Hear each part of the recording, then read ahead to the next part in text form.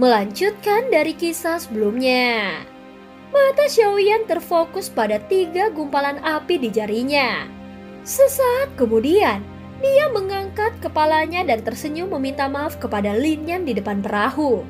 Dia berkata, "Lin Yan, sepertinya kau perlu mengendalikan kapal luar angkasa selama sisa perjalanan. Keterampilan Dao yang sedang aku latih ini masih belum memiliki langkah terakhir," ucap Xiaoyan. Lin Yan menyeringai dan mengangguk saat mendengar ini. Dia berkata, ini hanya masalah kecil. Kau bisa bersantai dan berlatih selama tidak ada keadaan yang tidak terduga terjadi. Selain itu, seharusnya masih ada sekitar 10 hari lagi sampai akhir lubang cacing. Kau harus bangun sebelum kita pergi. Akan ada beberapa tonjolan saat meninggalkan lubang cacing dan mungkin akan mengganggumu, ucap Lin Yan. Xiaoyan sedikit tersenyum. Matanya kembali ke 3 gumpalan api kecil, ekspresinya berangsur-angsur menjadi serius. Keberhasilannya dalam mempraktikkan skill penciptaan api akan menentukan apakah dia bisa terus menggunakan api lotus miliknya. Itu adalah gerakan membunuh Xiaoyan. Akan sangat rugi jika dia tidak bisa menggunakannya. Pada saat ini Xiaoyan dengan lembut menghembuskan nafas dan sekali lagi perlahan menutup matanya. 3 gumpalan api binatang di jarinya mengeluarkan suara "sow" dan memasuki tubuhnya. Pikiran Xiaoyan tenggelam ke dalam tubuhnya. 3 gumpalan kecil api binatang berenang ke segala arah di dalam sekelompok api hijau giok. Namun ketika mereka tiba pada jarak tertentu dari nyala hijau giok, mereka akan mundur karena terkejut. Di depan api surgawi, api binatang biasa menyerupai subjek yang melihat seorang kaisar. Mereka akan langsung merasa ketakutan. Pikiran Xiaoyan terfokus pada 3 gumpalan api binatang yang telah dia perbaiki setelah 20 hari usaha tanpa lelah. Sesaat kemudian, dia akhirnya mengambil keputusan. Mengikuti pelepasan pesanan ini, kekuatan tak terlihat segera keluar dan dengan kuat meraih 3 gumpalan api binatang ini. Setelah itu dia bertabrakan dengan mereka dengan cara yang kejam. 3 jenis api binatang bertabrakan satu sama lain dan kekuatan tolakan besar segera meletus. Gelombang api 3 warna menyebar namun reaksi perlahan ditekan oleh Glazed Lotus Heart Flame yang benar-benar mengelilingi api binatang itu. Ketika gelombang melakukan kontak dengannya, Xiaoyan tidak peduli bahwa api telah meletus. Sebuah pikiran terlintas dalam hatinya. Dan kekuatan yang sangat besar dengan paksa menggabungkan 3 gumpalan api binatang menjadi satu. 3 jenis api binatang itu dengan kuat ditekan bersamaan. Perlawanan mereka melonjak dan permukaan api yang awalnya tenang tampak mendidih. Gelembung udara kecil berulang kali muncul dari dalam api seolah-olah akan meledak. Perubahan nyala api tidak menyebabkan ekspresi Xiaoyan berubah. Ketika dia mencoba untuk membuat Angry Buddha Lotus Flame saat itu, benar-benar dianggap menggetarkan jiwa. Setiap kesalahan kecil akan menyebabkan dia binasa di api surgawi. Dibandingkan dengan pemandangan saat itu, ketiga jenis api binatang ini benar-benar masalah yang sederhana. Meskipun dia adalah masalah sederhana, itu adalah langkah yang perlu dilakukan untuk melatih skill penciptaan api.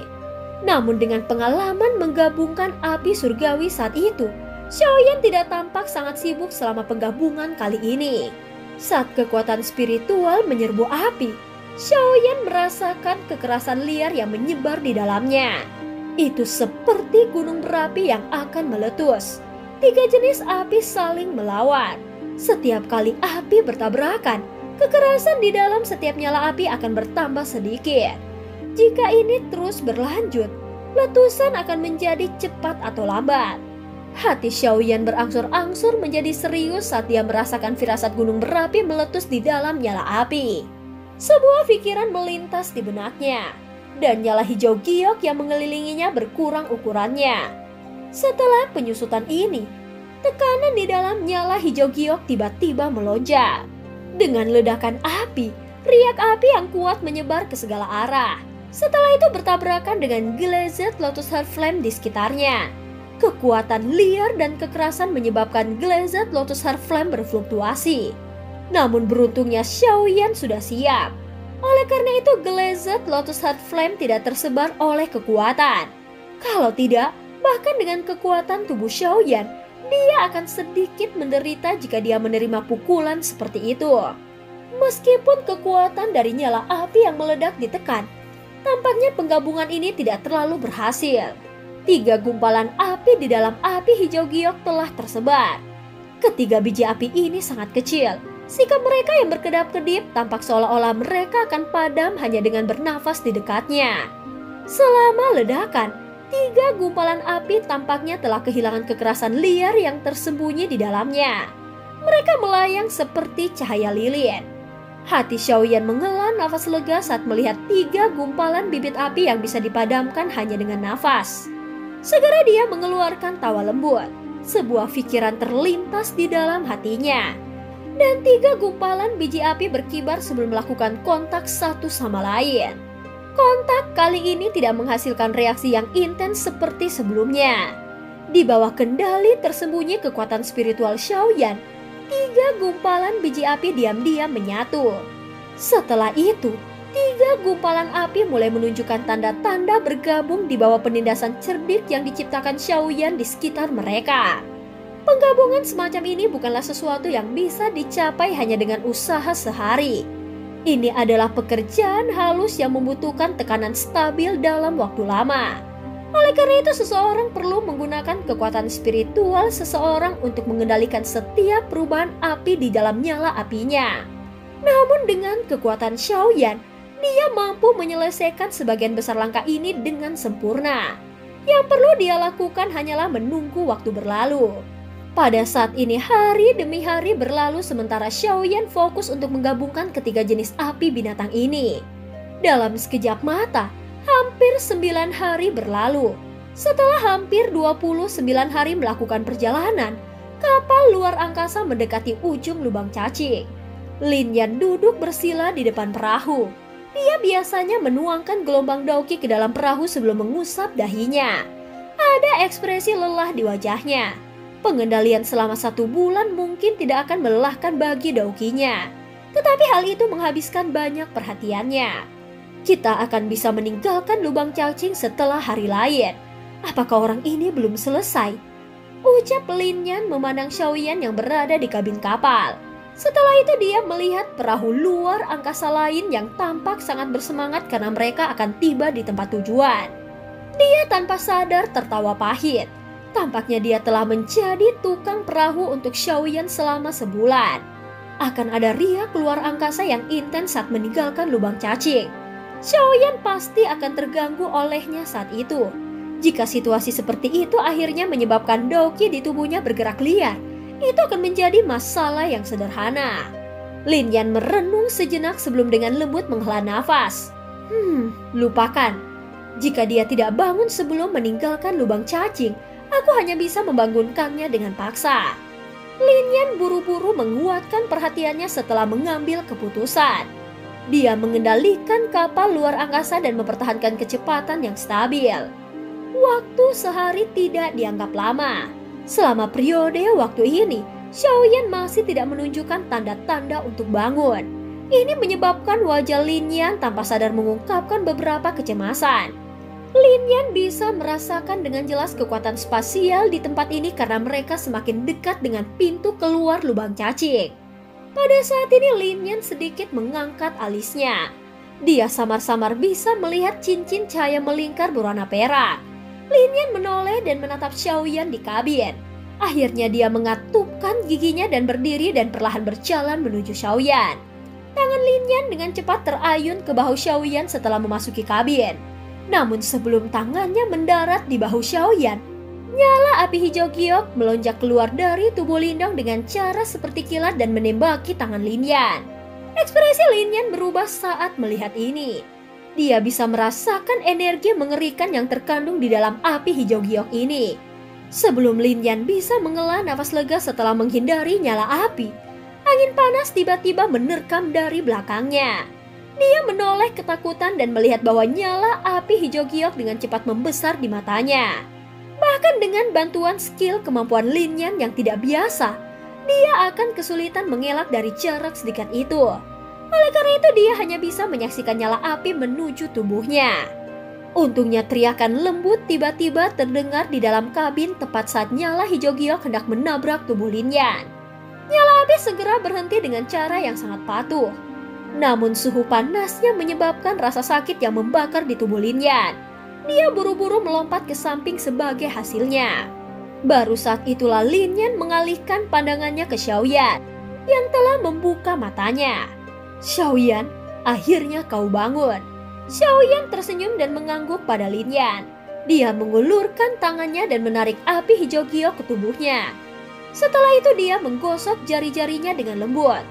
Dan gumpalan biji api putih pucat seperti tulang perlahan naik dengan suara ci. Gumpalan api berwarna putih pucat ini adalah hasil dari penggabungan yang berhasil dari 3 jenis api binatang. Di masa depan, Xiaoyan harus bergantung pada hal kecil ini untuk menggunakan lotus api pemusnahan. Saat ini Xiaoyan mengembalikan bibit api putih pucat ke dalam tubuhnya dengan mata puas. Baru setelah itu dia berdiri dan keluar dari kabin. Matanya tertuju pada cincin besar berwarna perak di kejauhan. Dia tanpa sadar menyeringai. "Daerah pil 3000 api terbakar. Aku telah tiba," ucap Xiaoyan. Pada saat ini di tanah terbuka yang luas, ada panggung batu yang sangat besar. Sebuah lubang hitam gelap selebar ratusan kaki berada tepat di atas platform batu. Itu perlahan berputar sementara fluktuasi spasial yang mengejutkan merembes keluar. Keheningan pecah batu di tanah terbuka berlanjut sesaat sebelum suara yang dalam tiba-tiba muncul. Mengikuti kemunculannya, seseorang bisa melihat gelombang bentuk lubang hitam gelombang demi gelombang riak spasial yang intens. Banyak sosok manusia bergegas keluar dalam garis lurus. Semuanya mendarat dengan mantap di tanah terbuka. Kami akhirnya keluar. Lubang cacing sialan ini benar-benar terlalu tangguh, ucap Lin Yan mendarat di tanah dan segera menghirup udara segar dari dunia luar. Dia tertawa seolah-olah dia berhasil melepaskan diri dari sesuatu. Xiaoyan juga mengangguk dengan pikiran yang sama di samping Lin Yan. Matanya menyapu ke segala arah. Saat ini cukup banyak sosok manusia yang keluar dari lubang cacing. Karenanya tempat terbuka ini dengan cepat menjadi hidup. Apakah tempat ini adalah daerah pil? Xiaoyan menggosok kedua tangannya menarik matanya yang penasaran dan bertanya. Tidak, ucap Lin Yan menggelengkan kepalanya saat berkata. Ini hanya bagian tengah dari dataran tengah. Dia juga dikenal sebagai wilayah tengah bagi orang lain. Wilayah pil itu terletak di bagian tengah wilayah tengah. Wilayah tengah? Ucap Xiaoyan terkejut. Hahaha, jika seseorang mendeskripsikan dataran tengah sebagai pusat benua Daoqi, wilayah tengah ini bisa dianggap sebagai pusat dataran tengah. Faksi teratas yang terkenal kebanyakan mendirikan markas besar di wilayah tengah. Ucap Lin Yan tersenyum sambil melanjutkan. Tempat kita saat ini berada adalah bagian barat daya dari wilayah tengah. Faksi yang paling terkenal di daerah ini adalah Sun Valley dan Burning Flame Valley. Kedua faksi besar ini adalah tuan di sekitar sini. Selain dua faksi besar ini, ada banyak faksi berukuran berbeda yang tidak terhitung jumlahnya. Namun mereka jauh lebih rendah jika dibandingkan dengan Sun Valley atau Burning Flame Valley. Klan Liu Qing juga ada di wilayah barat daya ini. Burning Flame Valley? Hati Xiaoyan langsung tergerak saat mendengar ini. Dia sudah lama mendengar nama faksi ini. Selain itu, perubahan misterius dari Skyfire 3 misterius yang telah menemaninya selama bertahun-tahun juga milik faksi ini. Karena itu Xiaoyan sangat tertarik pada mereka. 1 aula, 1 menara, 2 sekte, 3 lembah, 4 pavilium. Kekuatan Burning Flame Valley dan Sound Valley lebih kuat daripada pavilium petir angin, terutama Burning Flame Valley. Dia memiliki sejarah ratusan tahun dan memiliki fondasi yang cukup kuat. Hahaha. Sebagai tambahan, aku akan memberitahumu bahwa ada api surgawi yang disebut 9 naga petir api di dalam Burning Flame Valley. Ucap Lin Yan tiba-tiba mencondongkan tubuhnya ke dekat Xiaoyan dan secara misterius mengungkapkan beberapa informasi. Xiaoyan tersenyum lembut. Dia merasa agak tidak berdaya. Meskipun dia tahu bahwa Burning Flame Valley memiliki api surgawi yang baik, tidak mungkin bagi Xiaoyan untuk melakukan apapun. Lupakan kekuatan menakutkan yang dimiliki oleh Burning Flame Valley. Bahkan jika dia bisa mendapatkan 9 naga api petir, para ahli dari Burning Flame Valley telah mendapatkan segel sempurna di atasnya. Sepertinya dia tidak akan memiliki cara untuk menelannya setelah mendapatkannya. Sebagai gantinya, dia akan berakhir dengan menyinggung faksi dengan kekuatan yang bahkan lebih menakutkan daripada pavilium petir angin.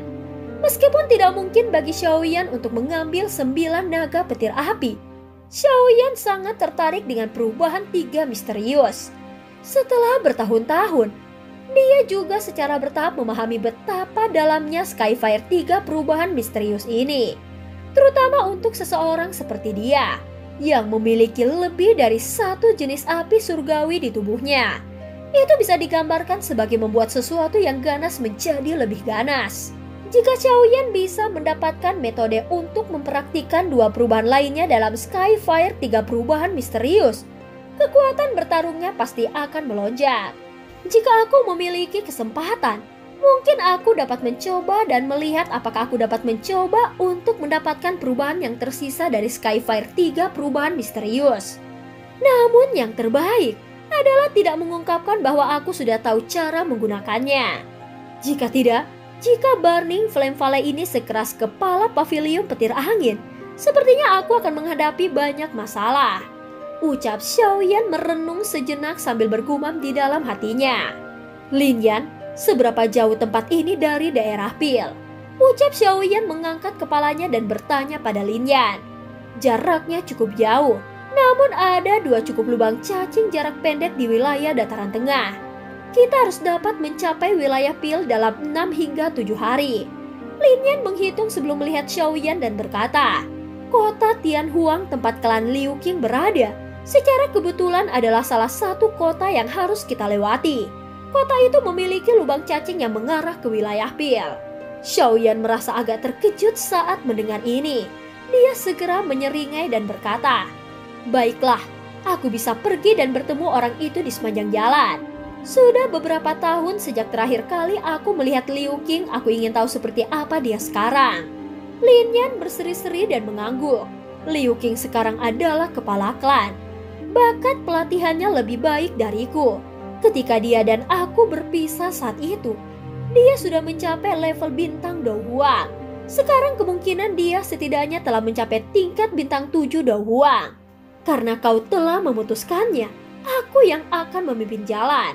Dengan kecepatan kita seharusnya bisa mencapai kota Liu Qing dalam 1 hari. Xiaoyan tersenyum dan mengangguk. Masih ada beberapa waktu sampai dimulainya pengumpulan Pil. Dia bisa mengumpulkan beberapa api binatang di sepanjang jalan dan memperkuat gumpalan benih api. Saat ini Lin Yan tidak mengatakan kata-kata lain yang tidak perlu setelah melihat bahwa Xiaoyan tidak menentangnya. Punggungnya bergetar dan sepasang sayap Daoqi terbentang, tubuhnya bergerak dan terbang ke langit. Seorang ahli di kelas Dao Huang mungkin tidak dianggap terlalu langka di dataran tengah, tetapi bisa diklasifikasikan di antara yang kuat. Oleh karena itu banyak tatapan iri terlempar ketika orang-orang di pecahan batu di tanah terbuka melihat Lin Yan naik ke langit. Dengan bisa menjadi Dao Huang di usia yang begitu muda, kemungkinan pencapaiannya di masa depan tidak akan terbatas.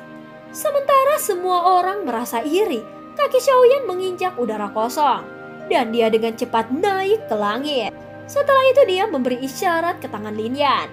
Keduanya berubah menjadi sinar cahaya yang menghilang dari pandangan banyak mata kusam di tanah terbuka. Berjalan di udara, Dao Zong, Anak kecil itu sebenarnya adalah seorang ahli Daozong. Orang-orang di lapangan terbuka akhirnya pulih setelah Xiaoyan dan Lin Yan menghilang ke cakrawala. Mereka mengeluarkan banyak seruan tidak percaya. Daozong bahkan di dataran tengah, seseorang dari kelas ini pasti orang yang kuat. Tak terhitung banyaknya orang yang berjuang keras untuk mencapai kelas ini. Namun hanya sedikit yang berhasil mencapai kelas ini. Oleh karena itu tidak mengherankan bahwa orang-orang ini akan kehilangan diri mereka sendiri ketika mereka melihat bahwa Xiaoyan telah mencapai kelas Daozong di usianya. Kota Tianhuang adalah kota yang tidak lebih kecil dari kota Tianbei. Selain itu, kota ini memiliki lubang cacing yang menghubungkannya dengan daerah Pil. Hal ini menyebabkan lalu lintas manusia di kota jauh melebihi kemacetan di kota Tianbei. Banyak faksi berukuran berbeda tinggal di dalam kota Tianhuang. Dua klan besar adalah pemimpin di antara mereka. Salah satunya adalah klan Liu dan yang lainnya adalah klan Cheng. Kedua klan ini dapat dianggap sebagai faksi terkuat di dalam kota Tianhuang. Tentu saja, kedua klan ini tidak memiliki kualifikasi untuk membangun pengangkut jarak jauh seperti lubang cacing. Karenanya lubang cacing tempat ini bukan milik salah satu dari dua klan besar. Sebaliknya pemiliknya adalah Burning Flame Valley.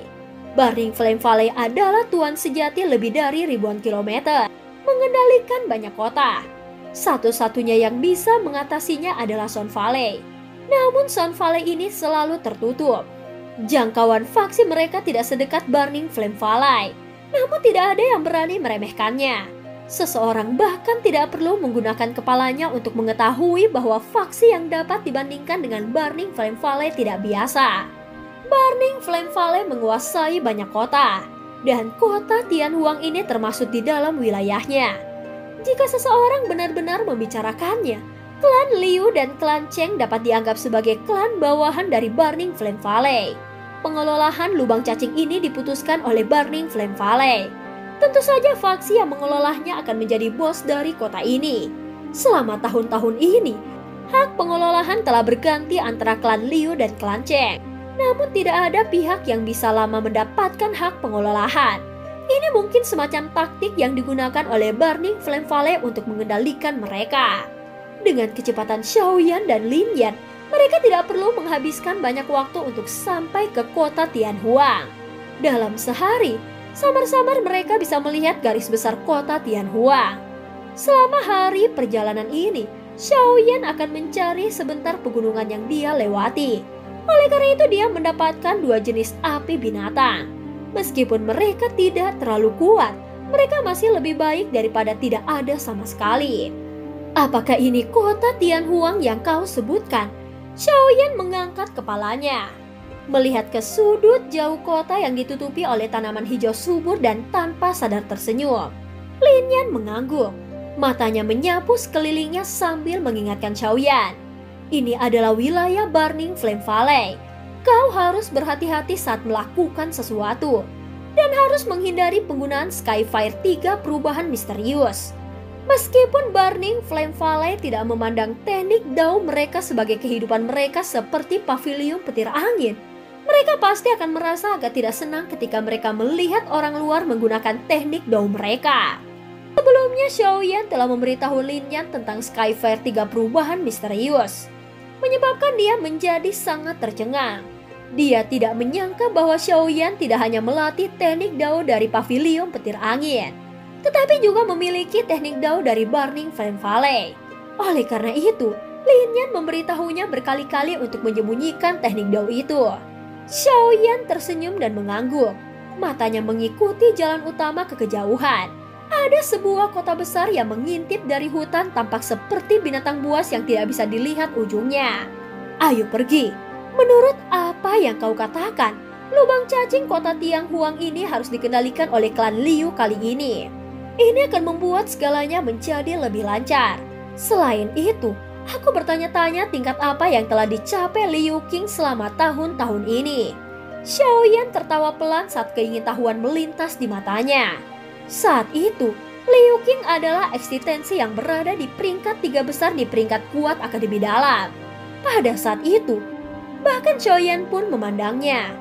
Namun Xiaoyan bertanya-tanya tingkat apa yang telah dicapai Liu Qing setelah bertahun-tahun ini. Dan cerita pun berakhir. Terima kasih udah dengerin Miho dari awal sampai akhir ya. Jangan lupa untuk like dan subscribe. Sampai jumpa.